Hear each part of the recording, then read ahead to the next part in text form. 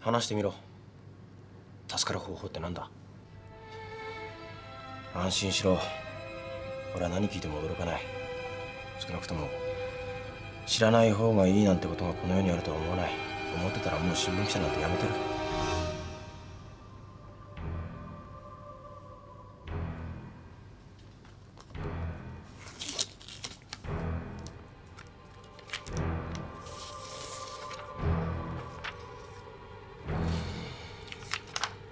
なんだこれ。助かるために私たちがしなきゃならないこと。人類滅亡の手助け。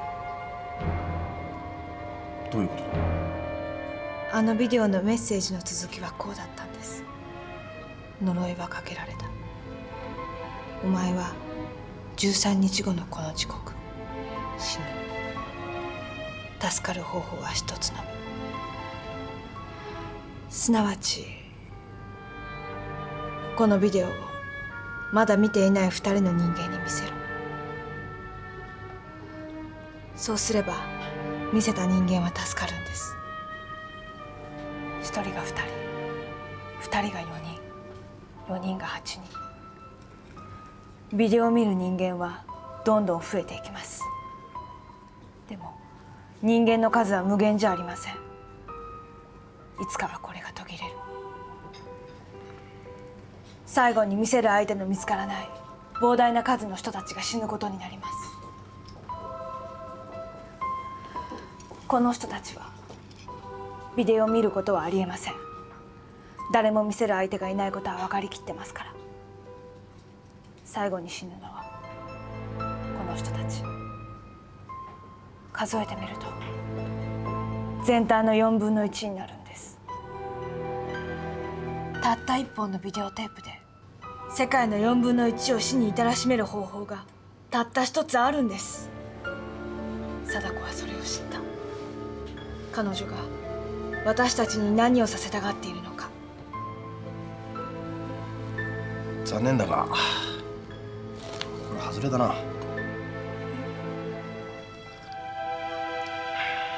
じゃあなぜ俺の姪っ子たち4人は死んだ？彼らの中の1人が他の3人を誘ってビデオを見せたんだろう。なぜ全員死んだ？それはそれだけじゃない。この世の4人に1人が死に至るというあのメッセージがまだ本当に貞子の言葉なのかどうかもわからないんだ。お前が高山に何を言われたか知らないが、俺はまだ貞子本人には会ってすらいない。この言葉だって劇団一生の女の子が言った言葉だ。まあ貞子が彼女に取り付いたようにも見えないことはなかったが、それだってはっきりしたことじゃない。とにかくまだまだ確かめなければいけないことは山ほどある。泣くのはそれからでも遅くない？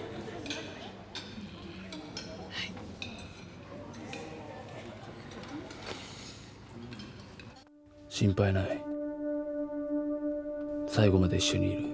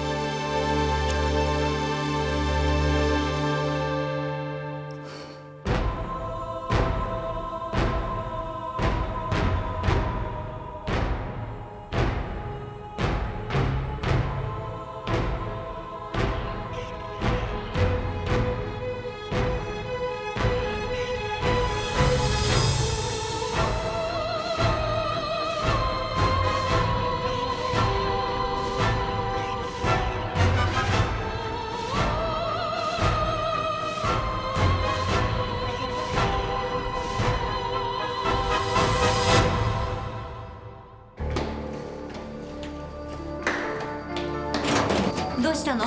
腰も消え熱も下がりました。天然痘の致死率は 90% 以上のはずです。そうよ。こんなにすぐに良くなるもんなんでしょうか。話は聞ける？ええ、少しなら。弱毒化されたウイルス？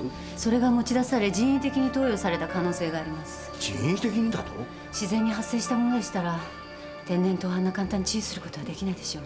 君はまさかこの学内にそんなバカなことをした人間がいる？いえ、私も疑ってるわけではありませんが、盗まれた細胞といい、この学内で何か起きてるのは事実です。青山君はどっかで声に天然痘を移されたっていうのかね？ここ数日間の彼の行動を確認しました。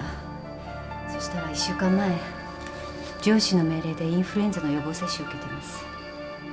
青山君に予防接種を受けるよう指示したのは？第一外科の大垣先生です。大垣が？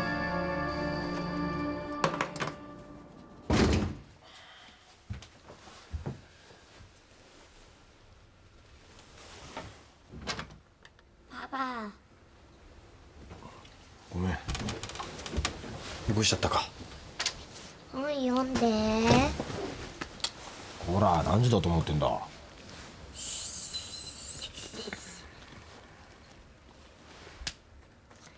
ばあちゃん、小さいちダメだって読んでくれないんだ。そっか、分かった。ちょっとだけど。僕は胸をドキドキさせながらあと6日、吉野の言うその時が来たら、俺はこの子を助けるために誰かにビデオを見せなければならない。しかしビデオを見せるだけでいいのか。貞子は一体俺に何をさせたいのか。ウィッとコントローラーを動かした。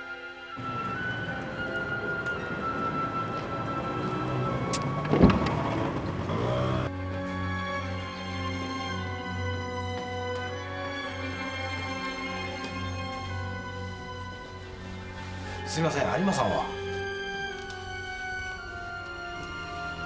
今日はまだ来てませんよ。電話をかけても出ないし、僕たちも困ってるんですよ。有馬さんのご自宅は？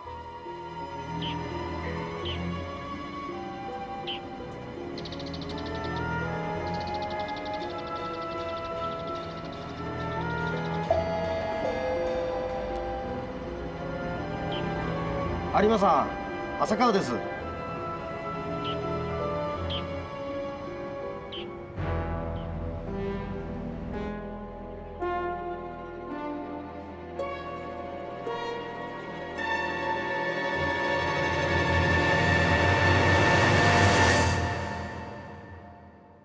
2人に見せる？うん。この世の4人に1人を殺すのが貞子の本当の狙いなら、それをやってみるのも一つの方法かなって思うんだ。でもその4人に1人っていうのは、その劇団の八木久美子っていう人が言った言葉にしか過ぎないわけでしょ？実は昨日彼女、32年前の事件について口にしたんだ。彼女が生まれるずっと前のことね。一度八木さんに会わせてくれない？彼女の無意識下の記憶を探ってみたいの。簡単な催眠療法よ。本当に彼女の中に貞子がいるのか、それとも自分で自分を貞子と思い込んでしまっているだけなのか分かるはずよ。それで貞子の居場所も分かる？本当に貞子がその子を操っていたとしたらね。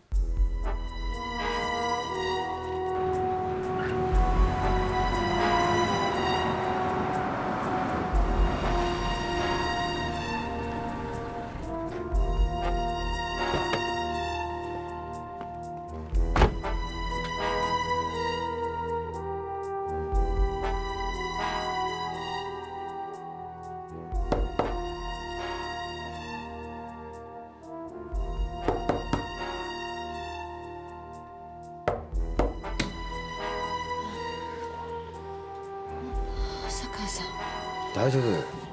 顔色あまり良くないみたいだけど。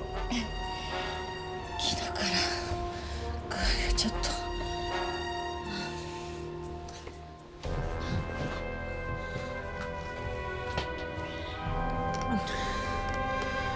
ひどい熱だな。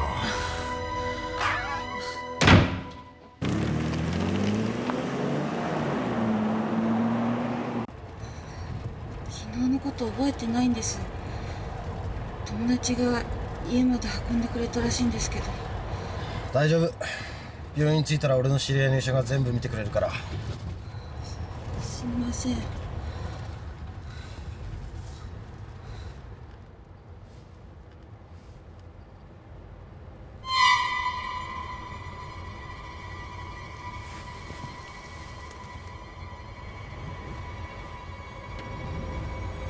どうした？あ、いえ。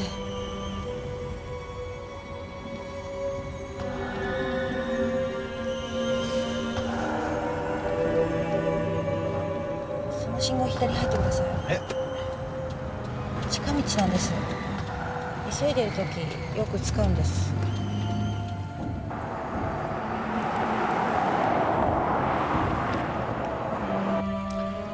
本当にこっちでいいの？はい、すぐ大通りに出ますから。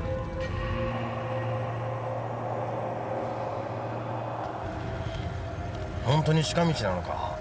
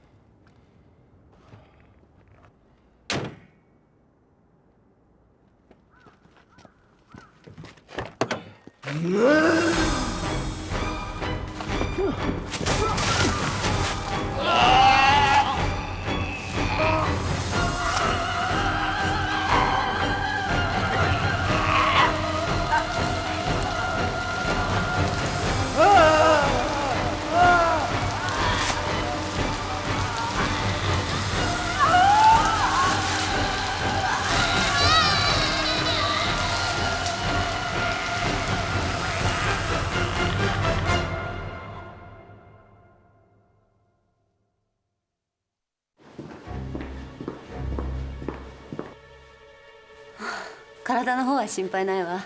安静にしてれば大丈夫。かなり精神的にショック受けてるみたいね。実はさっきも貞子が現れたんだ。この子の心の中に何かが起きてる。理恵子さんも気をつけた方がいい。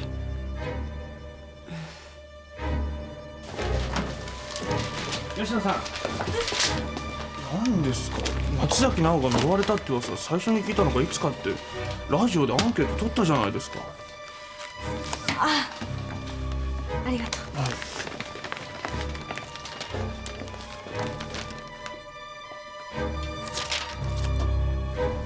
先輩陽一君、私何考えてんだろう私。何やってんのさっきから。ちょっと返してよ友也。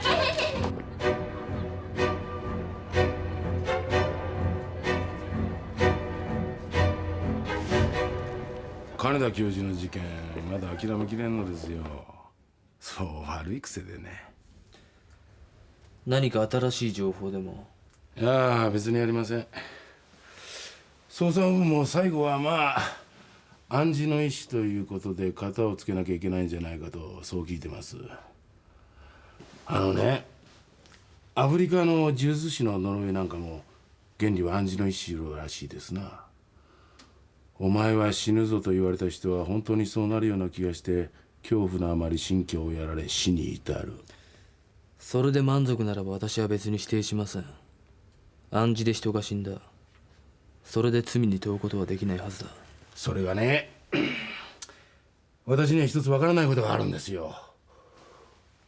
金田教授の首にはこう実際絞められたような跡があったんです。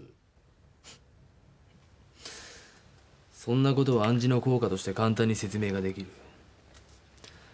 幼い頃虐待にあった人間を催眠術にかけ、その時のことを思い出させると体にその時受けた傷が浮かび上がってくる、そういった現象はいくつも知られています。でもね、首にあったのは絞められた跡だけじゃないんですよ。くっきりと指紋が残っていたんです。本当に暗示ならなぜ指紋まで出てきたんでしょうか。私の指紋が出てくるはずないでしょう。誰があなたの指紋だと言いました。出てきたのはあなたの妹さんの指紋ですよ。高野舞さんと言いましたよね。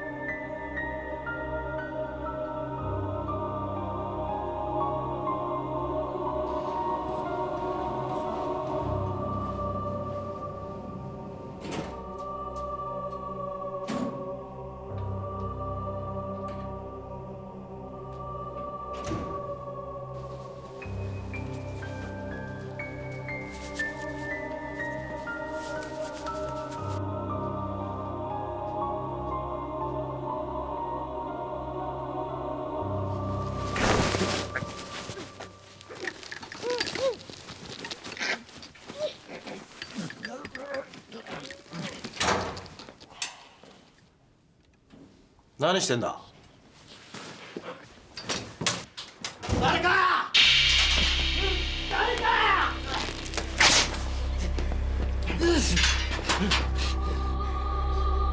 有馬さん、どうしました。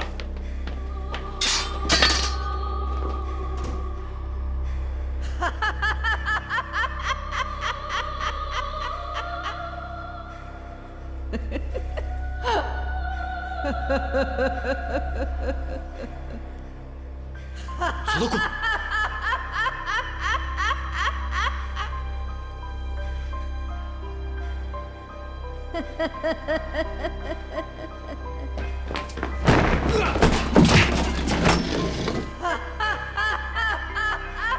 それだった。許してくれ。許してくれ。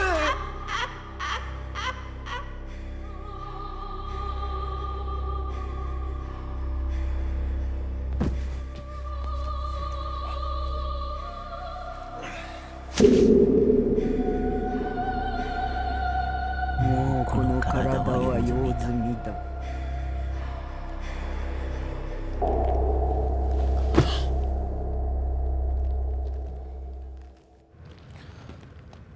話してください。32年前何があったのか。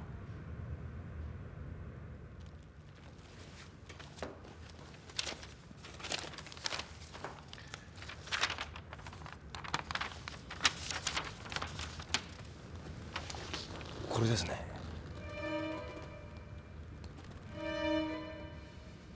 32年前の今日、お前は人を殺した。お前は私を利用した。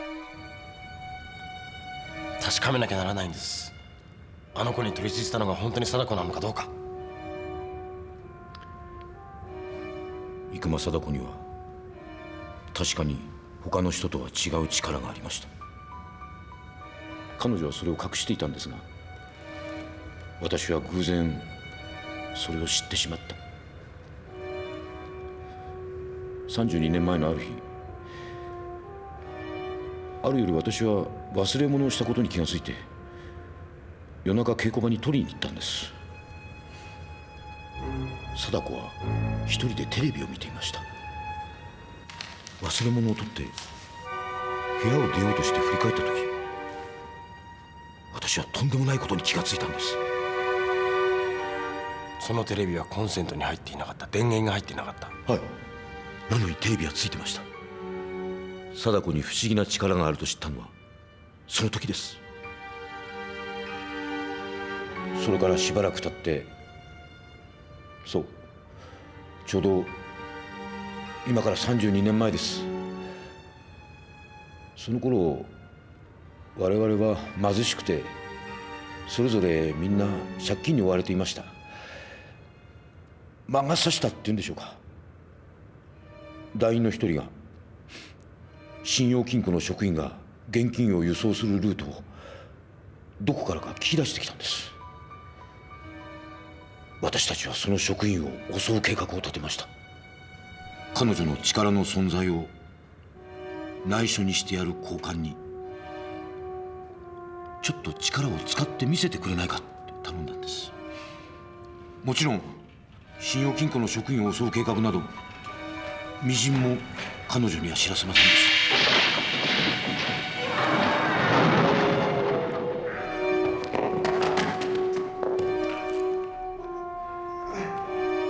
翌日の新聞で私たちはその職員が死んだことを知りました。貞子はそのことを気に病んでひどく落ち込んでいました。その後彼女は突然駆け落ちをした。はい。その事件のことを知ってるのは私と貞子だけです。当時の劇団員はもう誰もいませんから。あれは間違いなく生間貞子です。八木さんとは話をしたわ。催眠分析にも快く協力してくれたし。でも何も出てこなかった。おそらく公演を控えてナーバスになってるだけじゃない？でも理恵子さんの見たら大の男簡単に突き飛ばした。とにかく様子見てみましょう。貞子は彼女から去った。心の中を覗かれることを知って。先生。よ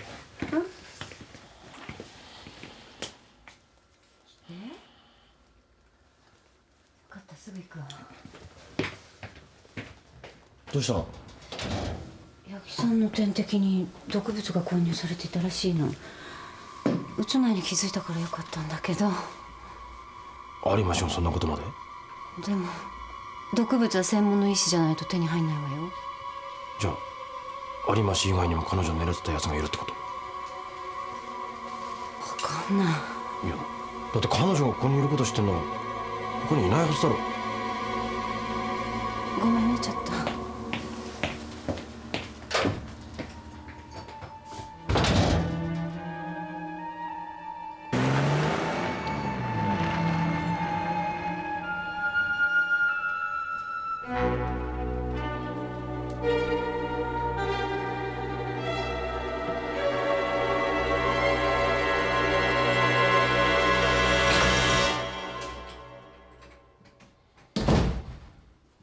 貞子が取り付いた女の子の命が狙われた。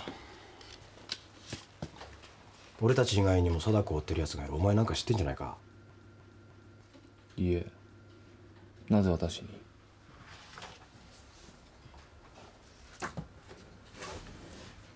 それで貞子は？消えた。唯一の手がかりが途絶えた。だがもうあなたは答えを知っている。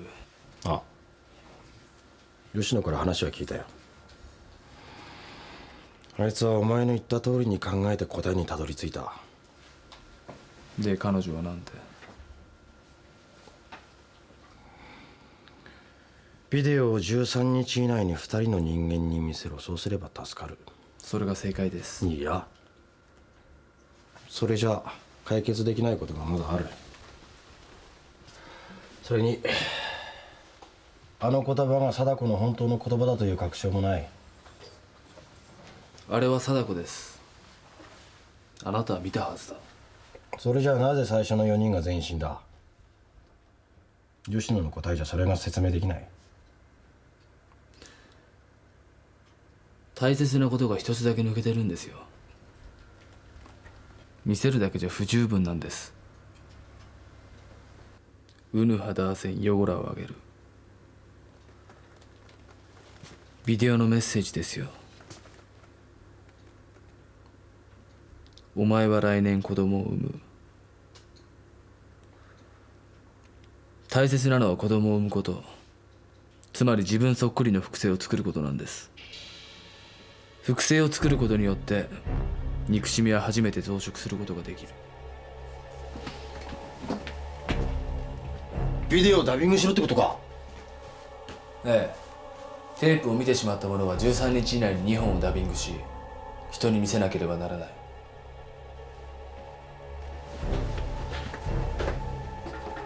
憎しみが憎しみを生む。そうやってビデオは増殖されていきます。これが全人口だとすると、これが最後の人たちです。最後の人たちはこれ以上見せる人がいないので見ることを拒否します。だから死ぬのは最後から2番目、すなわち N 番目の人たちです。この人たちの人数をと表せます。全人口は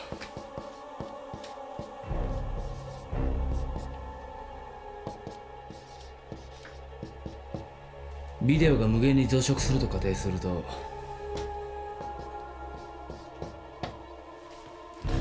値は4分の1に収束します。つまり死ぬのは全人口の4分の1。これはこの世の4人に1人が死に至るの意味です。無論これはこの最後の人たちがきちんと状況を把握しテープを見ないと判断できた場合に過ぎません。現実にはこれよりもっと被害は大きくなるでしょう。途中で止まることは？いくつかはあるでしょう。だがどこかで一つでも途切れずに進んだ場合、結果は一緒です。憎しみが増殖する方法を見つけ出したんです。それは人間の愛情を利用すること。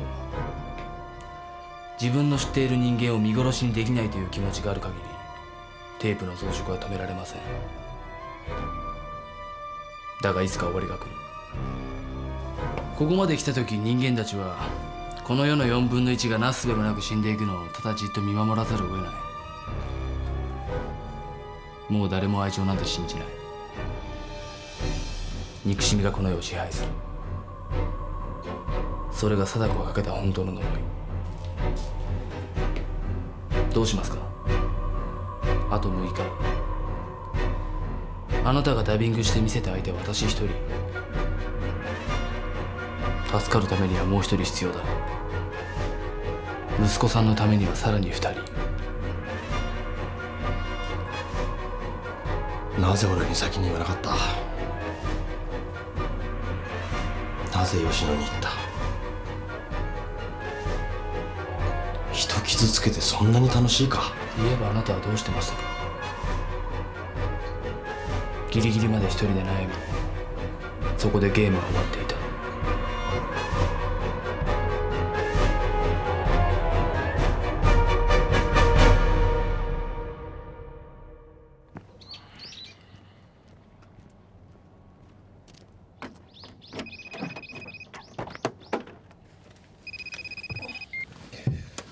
もしもし。吉野です。あ、そちらは何か分かりましたか？先輩？やっぱりあれが答えだったんですね。そうですか。ダビングなんですか。私あれからいろいろ考えたんです。見てください、これ。まずテープが全人口の4分の1に到達するまでどれぐらいかかるか。2の26乗が6710万8864。2の27乗が1億3421万7728。つまり26回のダビングでここの段階まで来るってことです。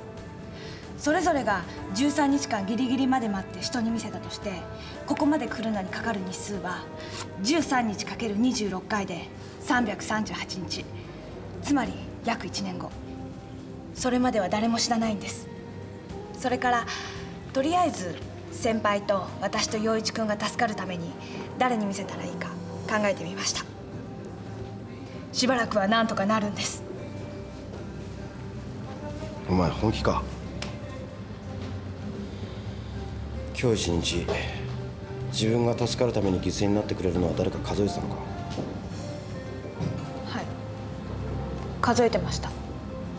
一日中ずっと。いい加減にしろ。自分さえ助かればそれでいいのか。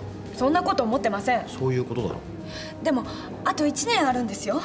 それまでに方法を見つければ。そんなにうまくいくか。途中で途切れたらそいつはどうなる。1年後に解決できなかったら。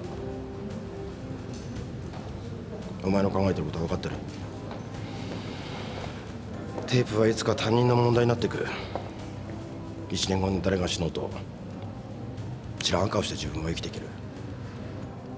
だったら先輩、陽一君のこと見殺しにできるんですか？俺は貞子を見つける。こんな馬鹿げたことはすぐにやめさせる。もし貞子が見つからなかったら、もし呪いを解いてくれなかったら、あと5日後には答えを出さなきゃならないんですよ。私が喜んでこんなこと考えてたと思いますか？ただ悩んで落ち込んでたら先輩優しい言葉をかけてくれましたか？他に何かできることがありましたか？だからって人を犠牲にしていいのか。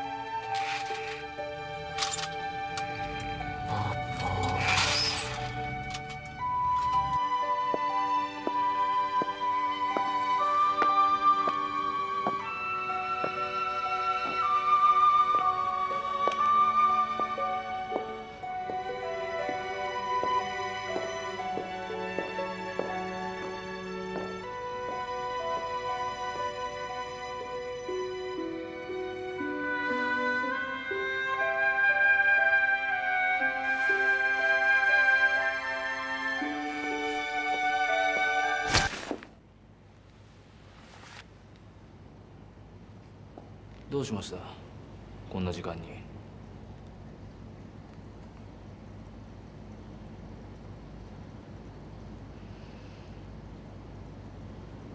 どうしたらいいか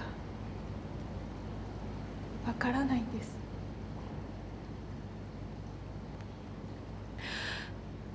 私たちこのまま死んじゃった方がいいんでしょうか？自分たちだけ助かりたいと思うの卑怯なことですよね。貞子はどこにいるんですか？高山さん何か知ってるんじゃないんですか？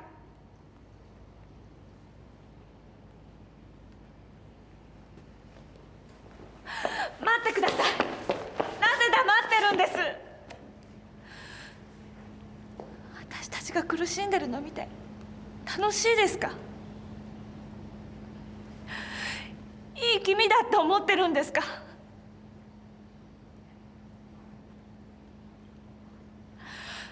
何か言ってください。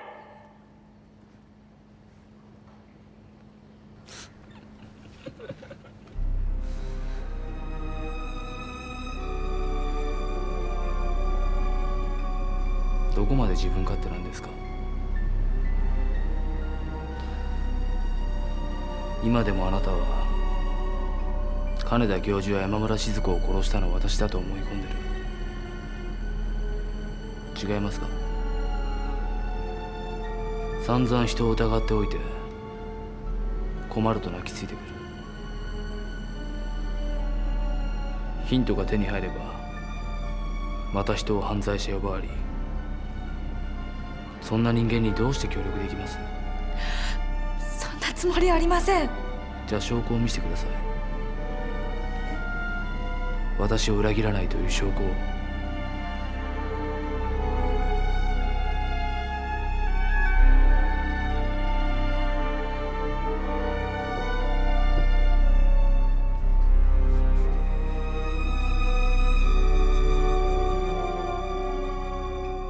妹は今薬で眠っています。昼間は少し興奮していた。証拠って？妹をここから連れ出してほしいんです。間もなく警察はここに来ます。この子を連行しに。どうして？金田教授殺害容疑。警察は今度は妹を犯人にするつもりです。そんな。彼女は家から一歩も出てはいないんです。だが今はそれを警察へ行って説明してる暇はない。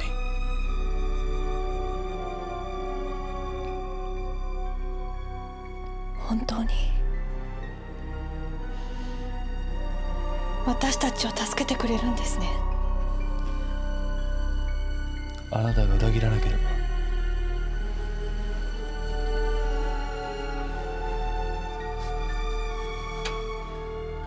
どうしますか？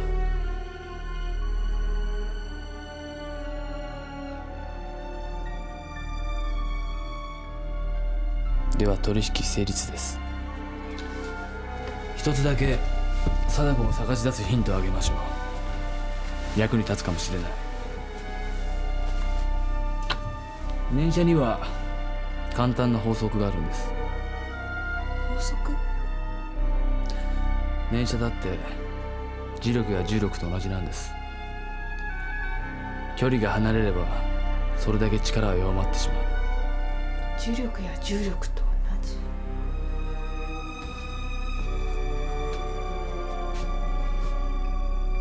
妹を頼みます。このことは誰にも言わないように。浅川さんにも。裏切ったら私はあなたを許さない。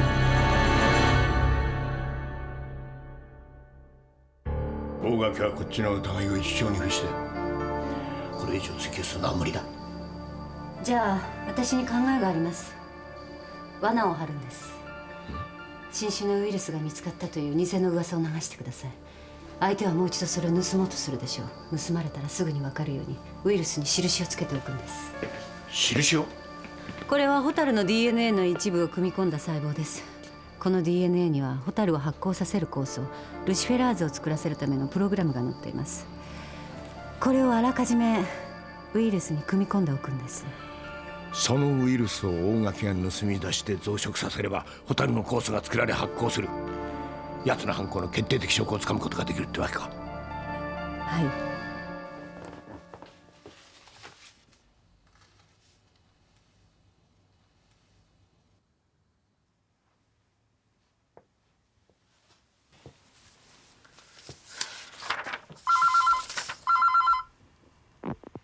はい、吉野です。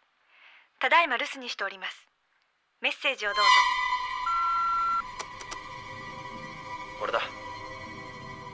さっきはすまなかった。ついカッとなって言い過ぎた。許してくれ。明日また。もしもし。お前な、いたならさっさと出ろ。怒ることないじゃないですか。誤りの電話なんでしょ。続き。お詫びの続き。最後まで聞いてあげますから。いい気になるな。先輩、こんなこと考えたことありませんか？念写の効力は距離が離れれば弱まる。なんで急に？いえ、何かの手がかりにならないかなと思って。お前俺に何か隠してないか？いえ、いいです。気にしないでください。それじゃあおやすみなさい。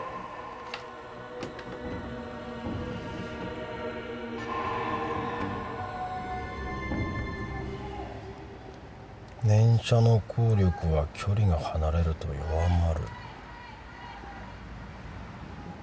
待てよ。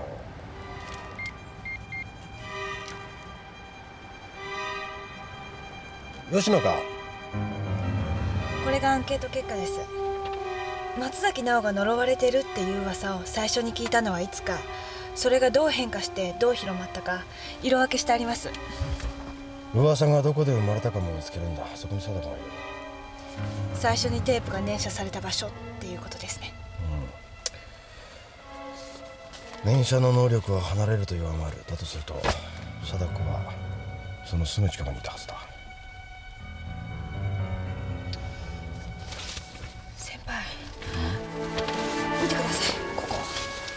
他の地域は松崎直が呪われてるっていう噂があって、それから彼女のビデオを見ると死ぬっていう噂にエスカレートしてますよね、でもこの地域は見ると死ぬっていう噂が一番最初に出てきてるんです。今から3ヶ月も前ですよ。そこで何かあったってことか。先輩、噂が広がるのってどこだと思います？学校ですよ、学校。この地域にある学校を当たっていけば噂の出所がわかるかもしれませんよ。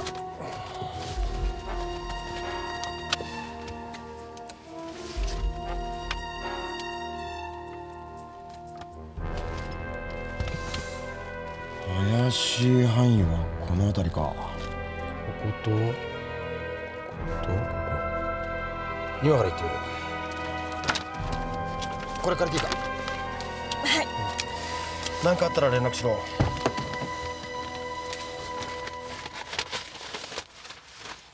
先輩、今日はごめんなさい。バカなこと考えたりして。俺も同じこと考えてた。貞子が見つかればもうあんなこと考えなくてもいいんですよね。あ、絶対に見つける。そうだ、何かあったらここに連絡しろ。俺が相談に乗ってもらってる医者だ。お前のことは話してく。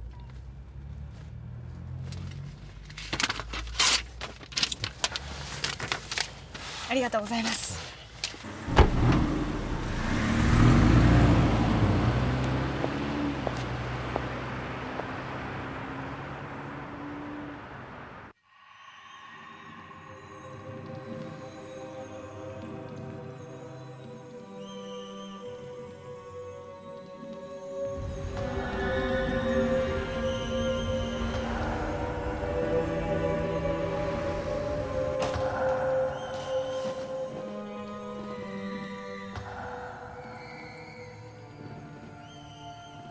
舞さん、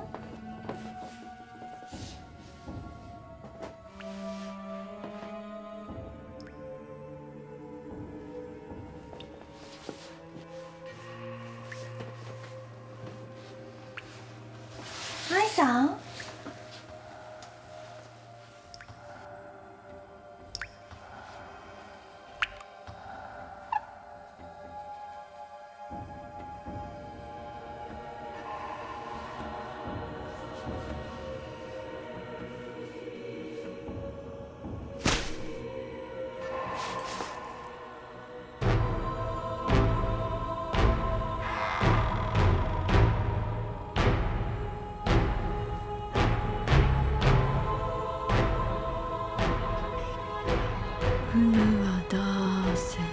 汚らをあげる。今なんて言ったの？あなた言った。